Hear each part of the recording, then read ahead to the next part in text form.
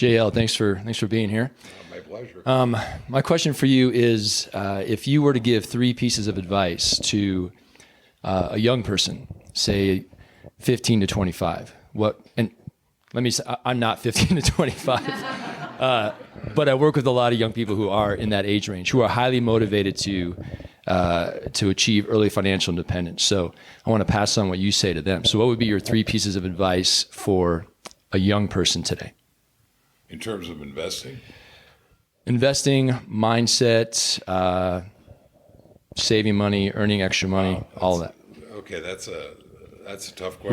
We can stick to investing if you want to. Well, I'll take a stab at it. Well, first of all, the investing part is probably pretty simple, and that is obviously, start early, invest in VTSAX or the ETF equivalent of it, and hold it forever. I mean, my holding period for VTSAX is literally forever. The only time I'd ever sell any of it would be maybe selling small pieces of it off to support myself when you're living on the portfolio. But because it's self-cleansing, I never have to think about it. I can just literally own it forever. I think in terms of life advice, I would say understand that spending money isn't what necessarily makes you happy. It's good to have money, but you can have a very happy, fulfilling, exciting life without spending every dime that you earn. And I think that the common way that most Americans think about their money is that if I save my money, I'm depriving myself. I'm having a lower quality of life.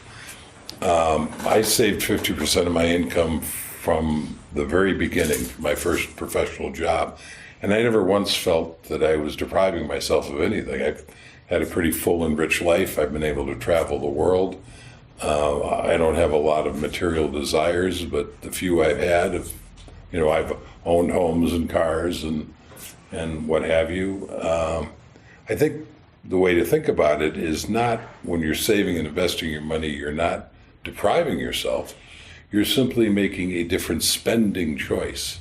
So I've said to people in interviews, I've spent every dime that has ever come into my possession, and I've spent those dimes almost immediately. The only difference is that I've spent 50% of them consistently on buying the thing that was most important to me, and that's my freedom. And of course, you buy your freedom by buying investments that ultimately will support you. I'm not the boss of anybody else's life, and I wouldn't presume to say everybody should do that. My freedom's really important to me. It might not be important to somebody else. A bigger house or a fancier car or a wardrobe or whatever. Maybe those things are more important than your freedom. And that's only the choice you can make. But the reason I'm glad to see my book be successful is the more people read it, the more people will realize at least that there is this choice that they're making. And I think a lot of people, and maybe young people, don't even know that there is this choice they could make to actually buy freedom, that's one of the things they can acquire with their money. And then if they know that that's a choice and they say, yeah, that's not that important to me, I'd rather have this, then hey, it's your life, it's your money. But at least you know it's an option. Does that help at all? Yeah. Thanks. Yeah. Thank you. JL, you said something else in The Simple Path to Wealth that resonated with me and Dan's question. And it reminded me of a Mark Twain quote. I think he said, I've worried about many things in life, none of which ever came true. And in the book, you said, and I can relate to this too, like, I've spent so much time worrying about all this bullshit, and it was such a waste of time because none of it ever happened, but that's just the way I am. Right. So do you have anything else to say about that? This made me think of Pete. I think he might have left, but Pete's the eternal optimist. Like, everything is always going to be great. And I'm like a natural pessimist too, but we all should strive to be more like him because most of the things you worry about never end up happening. And I think there's a lot of value to being an optimist, even if you have to really force yourself to do it. Yeah, I've spent my life forcing myself to be an optimist because I guess temperamentally I'm inclined to be pessimistic. My mother was a terrible pessimist, so I don't know if it's genetic or if that's just the way I was raised, but there's really no upside to pessimism. You know, and there's a lot of upside to optimism, and you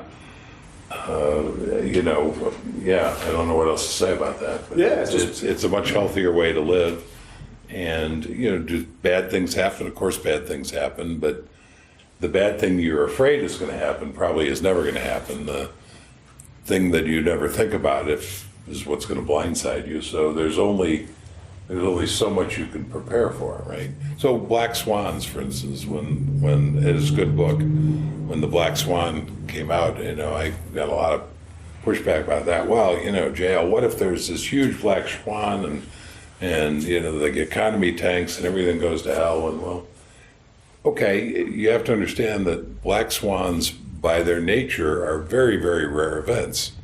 And when you're creating your investment strategy for your life, it seems to me you want to think, do I want to structure my portfolio for a very, very rare event? Or do I want to structure my portfolio for what's going to happen the other 99.9% of the time? For me, the choice was obvious.